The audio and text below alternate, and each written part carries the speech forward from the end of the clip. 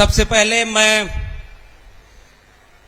ये स्पष्ट कर दूं कि आज पहली बार पार्टी के औपचारिक मंच पर अपनी बात रखने के लिए आमंत्रित हूं और इसके लिए मैं पार्टी और उसके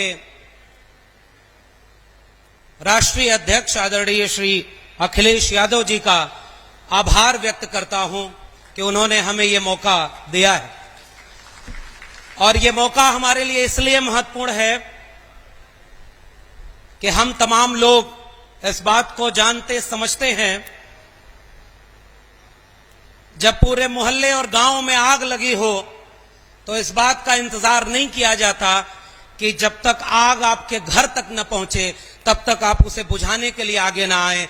इसलिए आज हम आपके बीच में इसलिए आए हैं कि जिस वक्त भारत का संविधान खतरे में हो, सामाजिक न्याय खतरे में हो, हम सब अगर एक विचारधारा के मानने वाले लोग हैं तो हमारा ये फर्ज है, वक्त का तकाजा है कि हम सब मिल करके इस खतरे से लड़ें और इस देश और संविधान को बचाएं। इसलिए मैं आप सबके बीच में इस वैचारिक सफर का हम सफर बनने आया हूं।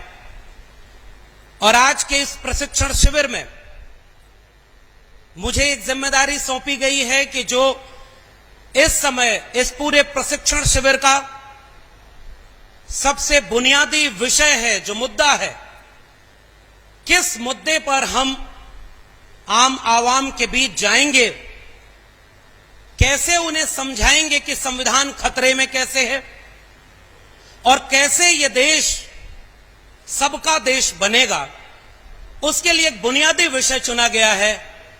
वो विषय है जाति जनगणना का। सबसे पहले इस विषय पर अपनी बात रखने के पहले समाजवादी आंदोलनों की जमीन उत्तर प्रदेश और बिहार को एक साथ अगर देखें तो उत्तर प्रदेश के लोगों, आपके लिए समाजवादी जमीन बिहार ने एक हिम्मत और हौसले का मौका दे दिया है। बिहार सरकार ने अपने यहां जाति आधारित गणना भी की, उसके आंकड़े भी सार्वजनिक कर दिए हैं और उससे हमें हिम्मत मिली है। इसलिए हम बिहार के समाजवादी साथियों को क्रांतिकारी सलाम करते हैं और इस उम्मीद में यहां खड़े हैं कि हम उत्तर प्रदेश में भी जाति जनगणना के मुद्दे पर जनता को जागरूक करेंगे। और इस मुद्दे पर 3-4 बिंदु हैं जिसको लेकर के बात होनी चाहिए। सबसे पहला मुद्दा यह है कि जाति जनगणना का मुद्दा आज 2023 में क्यों उठाया जा रहा है, और हम जैसे लोगों का यह मानना है कि राष्ट्र निर्माण का मुद्दा है। यह किसी जाति के हित के लिए नहीं, किसी जाति के खिलाफ नहीं, किसी जाति को ज्यादा किसी को कम देने के खिलाफ है, सभी को बराबर बनाने के लिए है। इसलिए पहली बात मैं इस पर रखूंगा कि यह केवल कुछ जातियों का मुद्दा नहीं, यह पूरे राष्ट्र का, एक मुकम्मल मुल्क मेरे सबका राष्ट्र बने, इसका मुद्दा है जाति जनगणना का। और दूसरे हिस्से में मैं कोशिश करूंगा कि आपको यह बता सकूं बहुत संक्षेप में कि जाति जनगणना का इतिहास क्या रहा है। यह कोई आज का मुद्दा नहीं है, इसके आंकड़े क्या हैं और क्यों जाति जनगणना की जरूरत है इस देश में।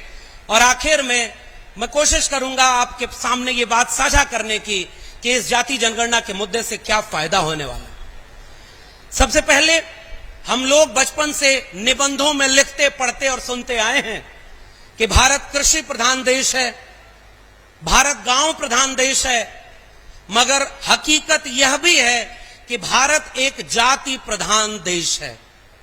जाति यहां की सच्चाई है।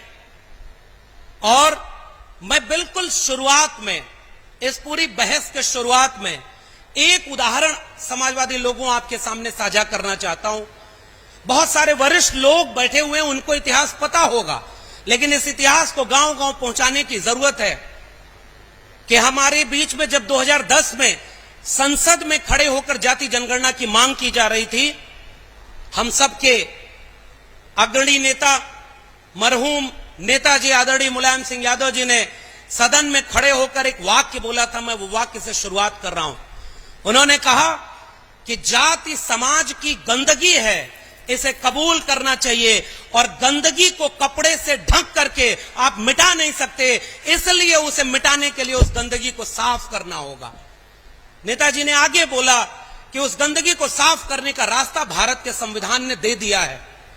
और वो भारत का संविधान कहता है कि जो भी इस देश में हाशिए पर पड़ा है, उसको सामाजिक शैक्षणिक रूप से जो पिछड़ गया है, उसको मुख्य धारा में लाए बिना कोई भी देश पूरा नहीं बन सकता। इसलिए हम ये क्यों बात कहते हैं कि जाति जनगणना राष्ट्र का मुद्दा है, और पूरे आत्मविश्वास से लोगों को यह बात बतानी और समझानी है। अगर हमें कहीं भी विकास करना है तो हम ये पहले पड़ताल करते हैं। अगर हमें कहीं सड़क बनवानी है तो पहले इस बात का सर्वे होता है, जानकारी जुटाई जाती है कि कहां सड़क नहीं बनी है, वहां सड़क बनाने की जरूरत है तो सड़क बनेगी। कहां नाली नहीं बनी है तो पहले आंकड़े जुटाए जाएंगे, किसके पास घर नहीं है उसके आंकड़े जुटाए जाएंगे। ऐसे विकास नहीं होता कि जहां सड़क बनी है उसी पर और सड़क बनती रहे, जिसके पास घर है उसके पास और घर मिलता रहे। इसलिए राष्ट्र तब चलेगा जब उसे पता हो कि किसके पास कितना है और किसके पास क्या नहीं है। ये आंकड़ा अगर नहीं है तो राष्ट्र के नियंता अपनी नीति नहीं बना सकते।